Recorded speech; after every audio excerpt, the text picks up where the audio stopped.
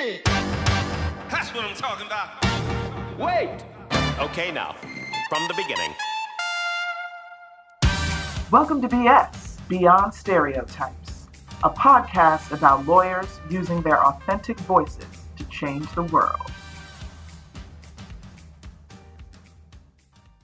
For me, the point was that in the workplace, we should all be able to express what makes us unique and diverse, and nobody should have to put their hair a certain way or change their outfits or hide certain things about themselves. And when we all bring our unique selves to the workplace, our teams are much richer and we thrive and we perform better if we are all able to be ourselves at work. We shouldn't have to put that in a corner when we go to work or close it inside of a box when we go to work. And so that was the point. And I hope that it has made an impact.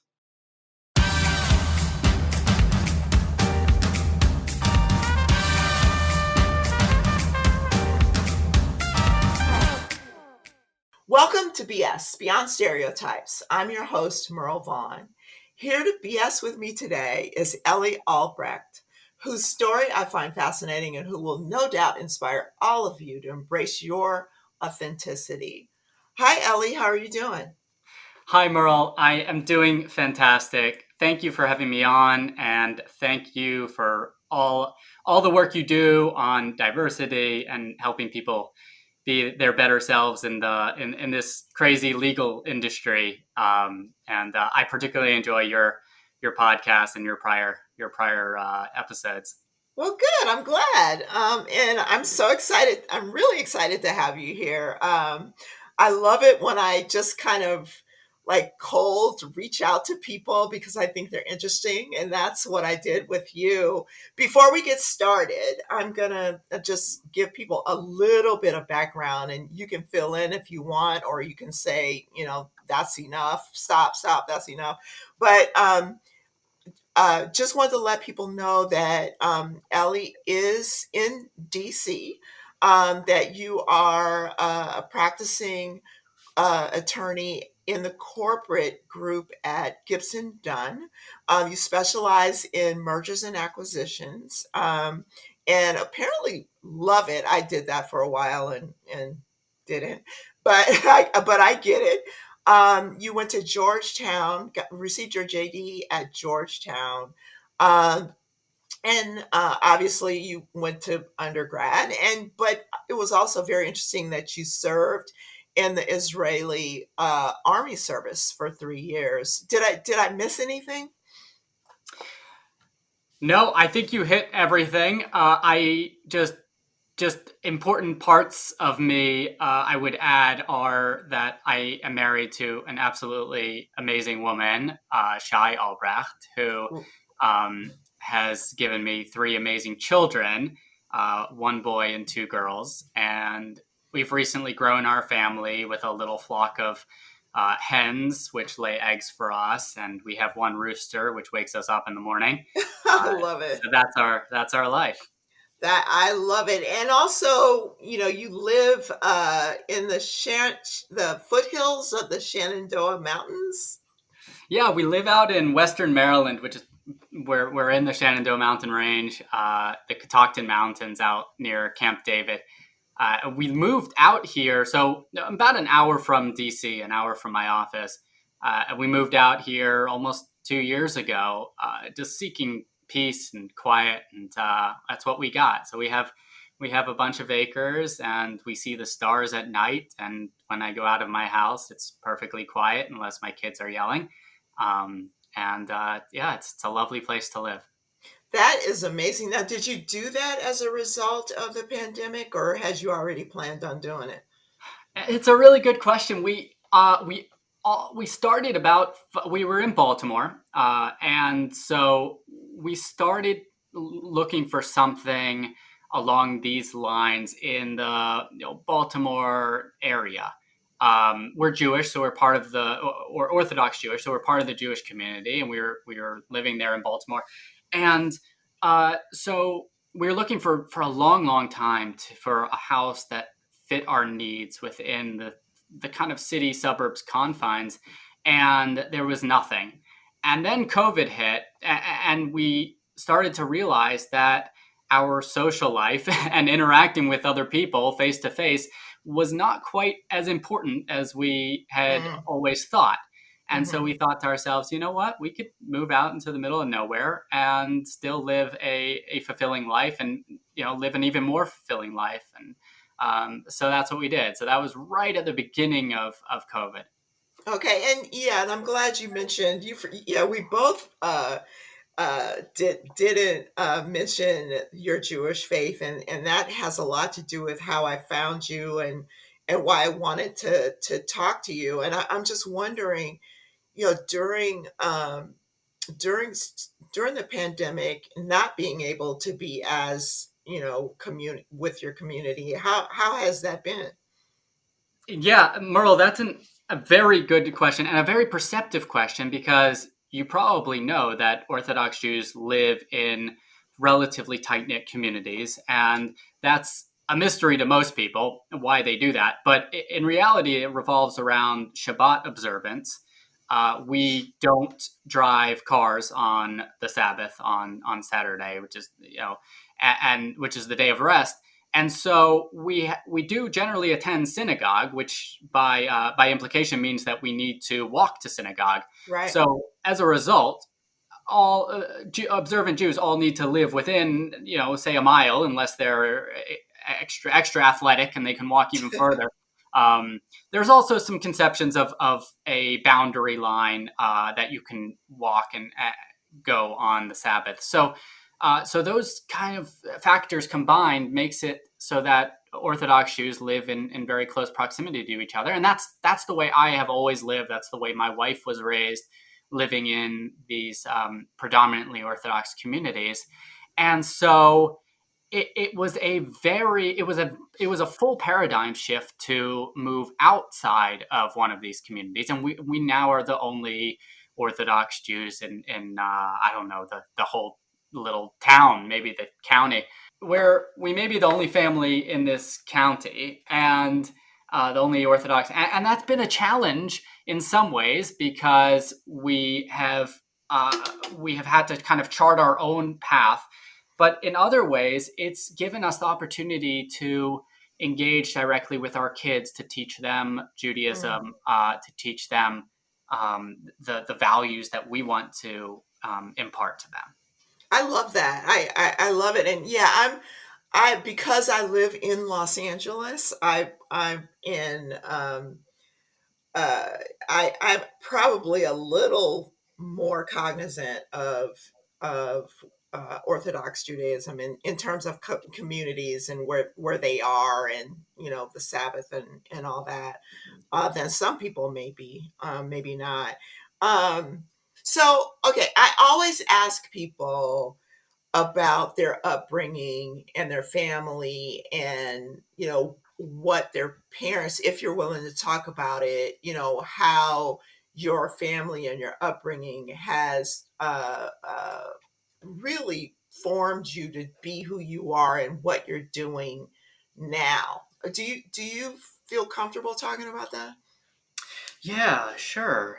That's an interesting question, and a very wide-ranging question, because we're so formed by our upbringing. So I was, born to Orthodox Jewish parents.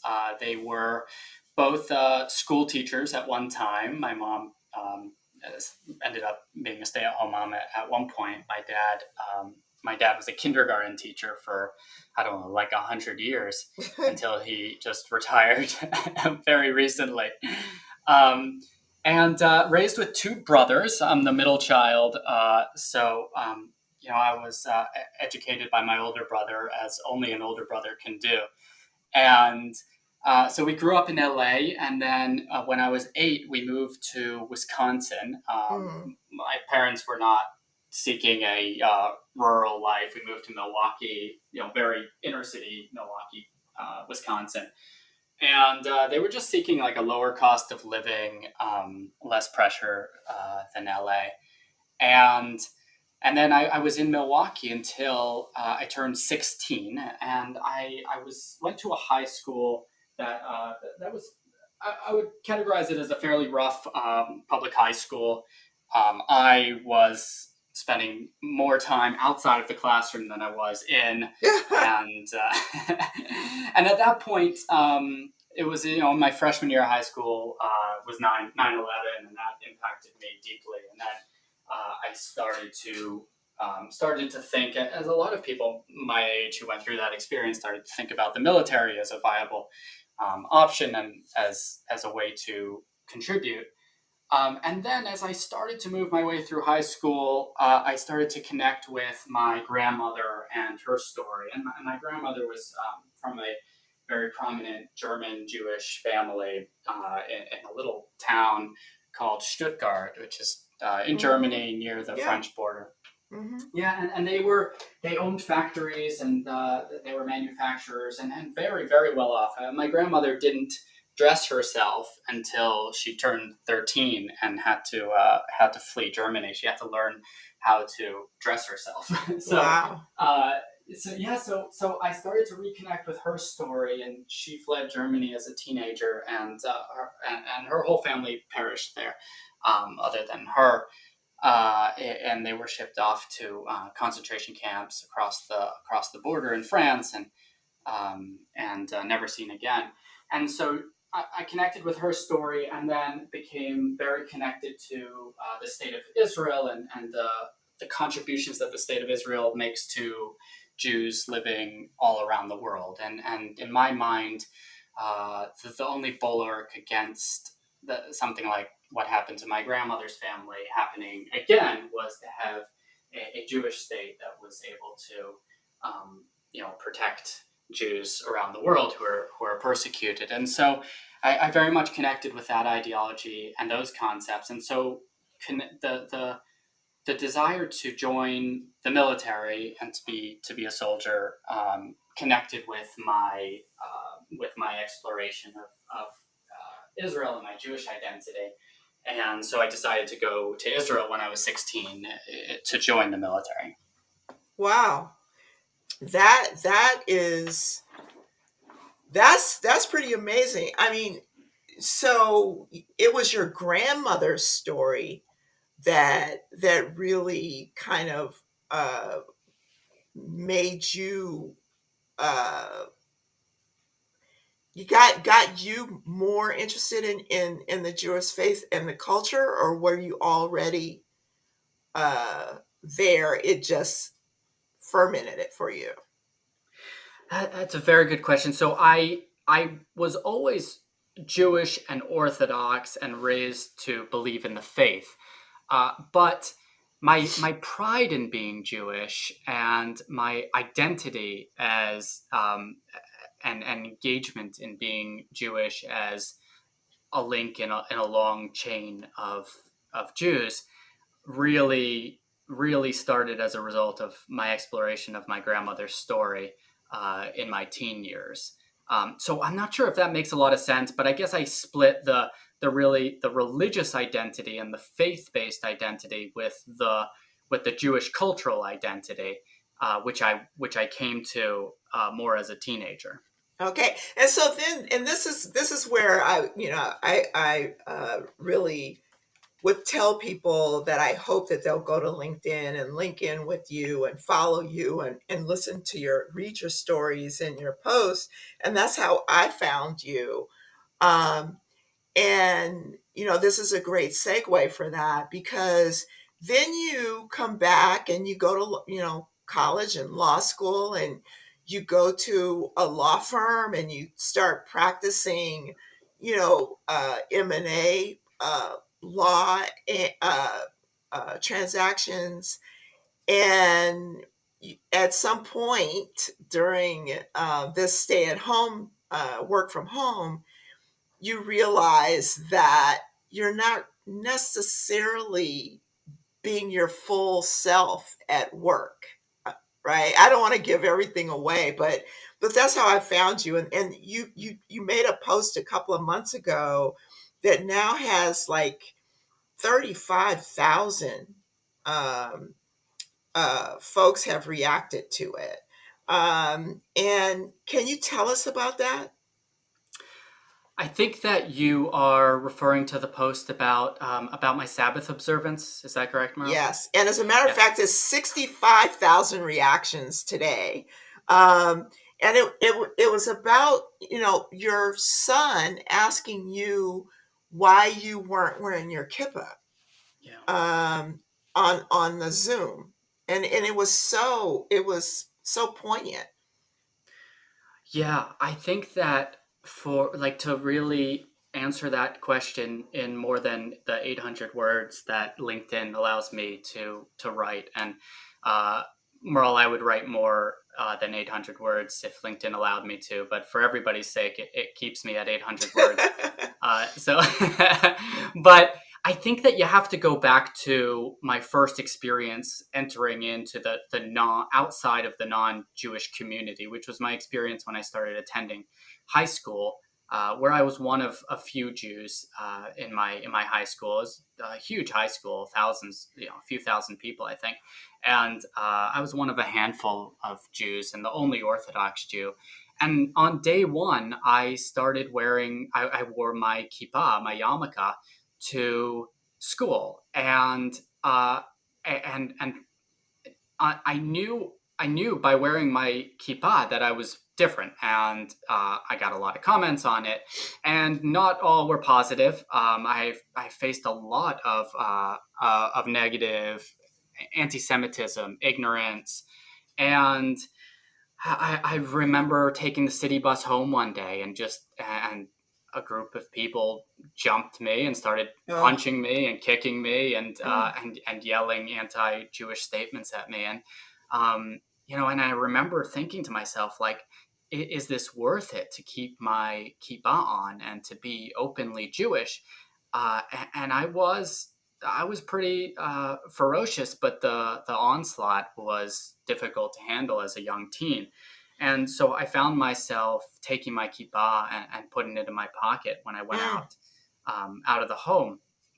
And as I started to become more connected to my Jewish identity, that hiding of it and how I felt inside became more and more incongruous and difficult, and created friction in me, which lasted for many years. I for many years didn't wear a kippah outside of the home. I didn't wear it when I went to college. I went to Johns Hopkins, and I, I remember, I remember walking through, you know, protests, and anti-Israel protests, which often, on many college campuses bordered on anti-Semitism or was overtly anti-Semitic. Obviously, protesting is perfectly legal and cool, and I support it 100%, unless it becomes abusive to right. people of faith or any people of any diversity. So then in undergrad, I didn't wear it, and yet I was very proud of being Jewish, but didn't feel comfortable wearing my kippah and felt that it would cause people to view me differently, from the professors to my classmates. And so then in law school as well, I didn't wear my kippah. And when I went to start interviewing, I was told by my mentors and friends, there's absolutely no way that you should be wearing a kippah to interview with big law firms. Like, it's too easy to ding you in the interview process. They have Mm, too many applicants. Yes, nobody will ever say that they didn't hire you because of your kippah. However, it's too easy to reject you if you identify yourself as different and observant. So obviously, I didn't wear my kippah to interviews, and still felt that feeling of incongruity, and I was openly Jewish and observant, but just didn't feel comfortable having that as my, like, openly identifying that way. mm-hmm. Um, and so this really came to a fore not long ago, and I still didn't wear my kippah until a couple months ago. I've been working now as a lawyer in an absolutely wonderful, inclusive law firm for 4 years. I'm a fifth year associate, and And I still didn't feel comfortable openly identifying as Jewish. A conversation like this would never have happened a couple of years ago. Right. I never would have talked about being Jewish. If you pressed me on it, yes, I would have said, of course I am, but I would never be open about it. And then, I remember it came to a fore, and as kids tend to do, they bring out your hypocrisy and and everything. They will be the first to point out when your actions do not match your words. Right. And From the mouth of babes. yeah, yeah, exactly. And I tell him all the time, go put your kippah on. Be proud of being Jewish. Identify. We are a people of values and ethics, and that's something you should be proud of. And you should hold yourself to a high standard at all times. And then I jump on a Zoom call and I pull my kippah off and put it on the side of my desk. And I got up one day and walked out of my office at home, and he says, Daddy, where's your kippah? And I said to him, well, I don't wear it when I work. And he said, why? And I didn't have a good answer for him. The only answer was, just cowardice. I was just not Wow. willing to. I just didn't want to face any potential negative ramifications of being identified as being Jewish, and that's something I would be embarrassed to communicate to my 8-year-old son. That's definitely not a way that I should be living. So, Right. so I expressed that openly on LinkedIn, and I think, as you said, 65,000 people identified with it as well, and I've had an inflow of messages from people, and the point that I was trying to make was not that Jewish people should wear their kippah, because that's a personal decision. Right. I don't tell anybody that they should. I didn't wear it for many years. We all have to make personal judgments about the impact on my career. There was a Jewish person in Pakistan who reached out to me and said, should I wear my kippah in Pakistan? And I said, don't wear your kippah if it's going to hurt your security. If you're going to get, hurt, don't do it. It's not a Right. commandment. It's a custom. So obviously it's a personal decision. But for me, the point was that in the workplace, we should all be able to express what makes us unique and diverse, and Yes. nobody should have to put their hair a certain way or change their outfits or hide certain things about themselves. And when we all bring our unique selves to the workplace, our teams are much richer, and we thrive, and we perform better if we are all able to be ourselves at work. We shouldn't have to put that in a corner when we go to work, or close it inside of a box when we go to work. And so that was the point, and I hope that it has made an impact. Well, it sounds like to me, I mean, here, it sounds like to me that it has. I mean, I was just so I read it again this morning and I was just so, I mean, you said you were scared and that you didn't have the courage. And those are, having, one of the things that you and I have in common is, I went to a very rough high school. Also, I grew up in Compton. Both my parents were school teachers who taught in the Compton School District. So I went to school in the Compton School District and was bullied. I only never got kicked or anything, but I definitely did have one fight. And, and I know that feeling of being frightened, having physical fear, and it does form you as you mature. And interestingly enough, one of the reasons I wanted to go to law school is because I discovered that you could actually fight through words on paper as opposed to physically, you know?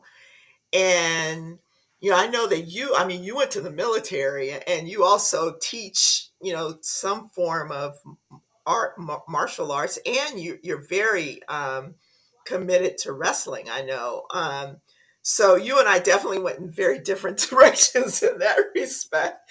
But those experiences really kind of, I believe, lead you to either embrace who you are, be hide who you are. But at some point, hopefully, we all come back around and decide that it's better to be who you are.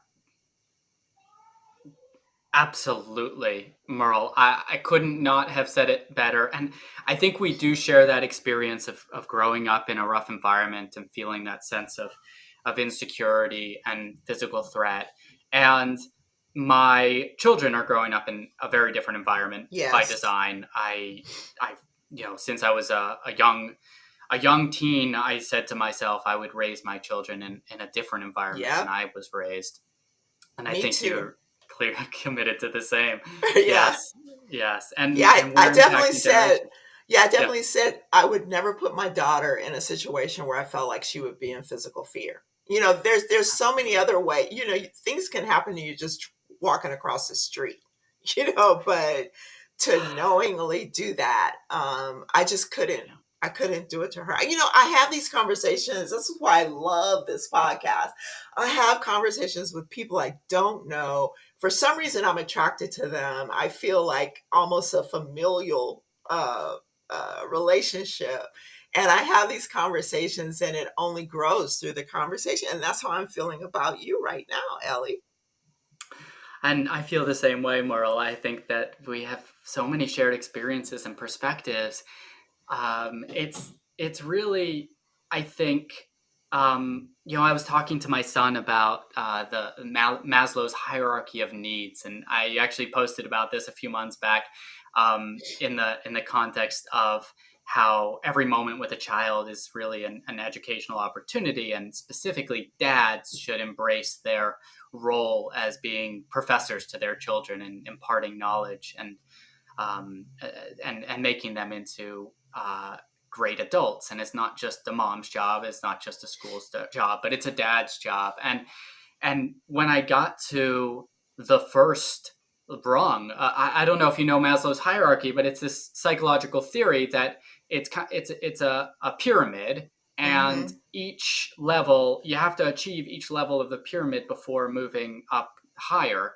And so the first level of Maslow's pyramid is physical safety, Hmm. and in order to move up higher to the next level, you need to have that physical safety. And if you don't have it, I really think it's difficult to develop in the way that a child needs to develop. And just to bring it full circle to why we moved to the country, living in Baltimore and having to lock our doors, at all times, and having our cars broken into, I think was not, I wouldn't say damaging to the children, but just not the way a child should have to live. And I love the idea of not having to lock our doors to our Right. house and leaving the keys in the car. And just feeling that sense of security. I feel like is such a great way to grow up. And granted, we have become the people we are because of our challenges. I don't think that we should try to hide them or brush them under the rug. We have become rich, deep people because of our upbringing and because of the challenges and difficulties that we have wrestled with. So there is something to that, and I wouldn't have wished it any other way. However, if I can give my children a little Yeah. bit of an easier path, I will do that. Yeah. And there's so many awful things going on right now. It's like if you can protect them, uh, I'm all for protecting them. So let's talk a little bit about your practice and what it's like to be a transactional lawyer. I remember when I was a transactional lawyer, I was 9 months pregnant and working, almost 24 hours a day, which is why I stopped doing it. But how does that work with your, being observant, and how has your firm reacted since you've I hate to say come out, but since you've been, vocal about your faith and culture? It's a very M&A. I would say I put it like this: big law is demanding, and M&A is increasingly aggressive and demanding on time. And private equity M&A is like the pinnacle of aggressive, demanding M&A. So it's on a very tight timeline. It demands your absolute attention and perfection at all times under very in very high pressure environments. I guess just to walk back, I know this is a podcast focused on the legal community, and we're both in the legal community, but just to describe, uh, just to elaborate on you working 24 hours while being 9 months pregnant, I don't Right. think that's not atypical in an M&A environment in big law. The fact is that big law is I don't say this just because I'm in big law, but it handles the highest profile, most challenging deals of other law firms. And the demands on lawyers are very high. And that's time, it's attention, it's energy, it's dedication. And you really have to love it. I think we parted ways here. I absolutely love M&A. Right. I love everything about it. I mean, I don't love everything about it, but I love most things about it. The things I don't love are really the non M&A aspects of M&A. But I love the deals. I love advising clients on getting difficult deals done. And I love the success of when deals close. And I just had a deal close yesterday. Oh, congratulations. Thank you. Non-public yet. May never be public. But otherwise, I would tell you what it was. But it just like the feeling of success when you negotiate and close a good deal and get a satisfactory result for your client is just, to me, an incredible feeling. I love the collaboration of M&A. It's less of a fight, and less of a zero sum proposition than I think litigation, because both parties are supposed to walk away with happy. Although I guess in the case of Elon Musk and Twitter, which I Right. won't talk about, but I guess in that case both parties have not walked away happy. But I think that's the exception rather than the rule. Um, but to your question about how I have found the time demands of M&A and how I balance that with the roles that I spoke about at the top of the podcast of being a dad and a husband and taking care of my chickens. It's a challenge. It is really a challenge, and one that I'm still working on. I am still working on it, because there are times that M&A is all encompassing. And in those times, I try very hard to prioritize my wife and my family. And I don't necessarily do that by engaging with them for long periods of time, because time is not something I have during those periods of time. But I do try to engage deeply with them for very short periods of time. And I do try all the time to make them feel like priority. So Okay. that means when I'm at home and in my office and my 4-year-old walks in, I will stop everything I'm doing, doesn't matter how high pressure or stressed I am at that time, and engage with her. And she knows that I can't engage with her for very long, but I will engage with her directly and deeply and focus on her. And I do the same with my wife and the other kids. And they know that I guess this is a different topic, but they know, and I think they feel supportive of what I'm doing. They know how much it means to me, and I share with them what I'm doing and the challenges I'm facing, and I talk to them openly sometimes about the difficulties and about the successes. Right. And I feel like they are under the tent with me, and they share, they're in the boat rowing in the same direction. So that helps me. I cannot function as a human if I'm not deeply engaged with my family at the same time as I'm succeeding at work. I just can't. If I feel Right. distant from my family, then my brain is not functioning at the capacity it needs to function. I make mistakes at work. Don't tell anyone. But I, You just told a lot of people. But we all make yeah, well, mistakes. Nobody's I admit it. perfect, Ellie. I admit it. And but that is what I do to maintain both my deep connection with my work, which I care a lot about, and my connection with my family that I care at least as much, if not more, about. I think there was a final question as well. So the for, question, about a lot of people, and a lot of us can't keep it from folks how we're different, right? I mean, you just have to look at me and that I'm Black, I'm a woman. You only have to listen to me talk for a little while and know that I am authentically me.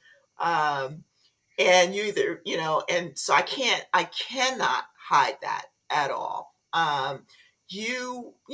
Have a different situation, and you've decided to not keep it from people. And I'm just wondering, how was that received at the firm, and what has the result of that been? Yes, and I think that credit goes to you, Merle, for really embracing your diversity and your uniquenesses, and everyone else who tries to do that. I really, it takes a lot of courage. It takes a lot of tenacity, and it ought to be recognized when it's done. And so, Merle, I'm recognizing you for doing that. Thanks. It's amazing, and I've since learned about covering and how people, even with diversities that show, can still try to cover and try to be less unique. And Yes. And I don't think that's the way to go. I since coming out, since you used the term coming out, since coming out as somebody who really values being close to my family in big law, and somebody who values my faith and being Jewish and observing the Sabbath, I have received overwhelmingly positive feedback from Yay. people at my firm, people outside of my firm. The firm, my firm, I think is a very unique place that really not only talks about dedicating efforts to diversities and accepting people for who they are, but also takes concrete actions to do so. And one example of that was when I talked about observing the Sabbath, and this was a post that I did, I don't know, 4 or 5 months ago, that I didn't, that was also very well received. And I talked about how I observe the Sabbath and how difficult that is in M&A, especially in private equity M&A, because the deals don't stop from Friday night to Saturday night. And I'm at the point in my career that I am taking leadership on deals, and I am the point person on deals. And sometimes I know more about the deal than other people on the deal team, as sometimes the most senior associate on an M&A deal. And so it presents a lot of challenges. And I spoke, and I've always kind of hid that and beat around the bush and apologized for going offline for Sabbath, and really kind of tried to hide it as much as possible. So the post a little while back was about how I really do embrace this as the healthiest way to be. And I wish that other people also had 25 hours to turn their phone off and stop the emails and the pinging and engage with who they are as a person, not just who they are as a work person. And so after I wrote about that publicly, my firm empowered me to create the first, what I think is the first Sabbath observant affinity group Wow. in a big law firm in the U.S. And we did that under the diversity department. We have an absolutely incredible diversity department that empowered us to create this affinity group. And we had our first meeting, and partners who had been at the firm for many, many years talked about how meaningful it was to be able to be open about their Sabbath observance, and how this is the first time in their career they've really felt fully accepted for their Sabbath observance. So I'm at Gibson Dunn because I am absolutely the biggest fan of the firm. The leadership is incredibly supportive. The partnerships are supportive. My colleagues are supportive, and I really don't. I think it's just a fantastic environment to really be yourself while succeeding at a very high level. And obviously, the corporate department at Gibson Dunn, as well as the litigation department, speaks for itself as dealing with very high level. Very, very intricate, high level, high profile deals. So I'm very fortunate to be at such a place. That's awesome. So I mean, we're almost out of time. I do want to ask you one last question, and I wrote down a quote here that is from one of your posts, and you said, "Wear it, embrace it, express it for you, if not for you, for your colleagues." And I can't applaud that enough. And so I want to ask you, what other words of encouragement or advice do you have for folks, whether they're, you know, uh, uh, Jewish or otherwise, about embracing your authentic self at work, um, and otherwise? Well, thank you so much, Merle. I have recently understood how powerful it is for us each as individuals to speak out, and how much that empowers others. The only advice I would give to somebody who really wants to feel their full, comfortable, genuine self at work is to just take that first step. Think about what it is that we are hiding about ourselves when we go to work, and start expressing that. Start by expressing it in little ways. Start by expressing it to people you trust, and then you'll see that it will snowball into, one day you will feel like much more of your true self at work. And I think the impact we have on others, and the impact that others have on others, it cannot be underestimated. Hmm. Us, Jewish people have have something that we're raised with from birth, and it's sort of at the tip of our tongue at any moment, which is that we're meant to be a light unto the nations. We're meant to be a moral compass, and we're meant to impact the world in a positive way. And I don't think just Jews are tasked with that. I think everybody can do that. But I do think that in small ways, this spreading effect of being able to express yourself, and then others being able to express their self, will lead to the betterment of the world, which we call tikkun olam, which is the achieving a much more healthy environment for us all to live in. I love that. Thank you. Thank you so much for being here with me today, Ellie. I mean, I need an invitation to the farm. Merle, you are absolutely welcome, and we would love to have you for a Shabbat dinner or Shabbat lunch at the farm. And you're welcome anytime. I think you'll find peace and solace here. Oh, I'm always searching for peace and joy. That's what I'm searching for. Well, thank you, Ellie, for being here to BS with me today. And thanks to everyone for listening. Until the next episode, remember that everybody is different, and different is good. Hit it. That's what I'm talking about. Wait! Okay, now, from the beginning. We hope you enjoyed the stories shared in today's episode of BS, Beyond Stereotypes. Join us next time when another authentic personality unleashes their uniqueness on the world.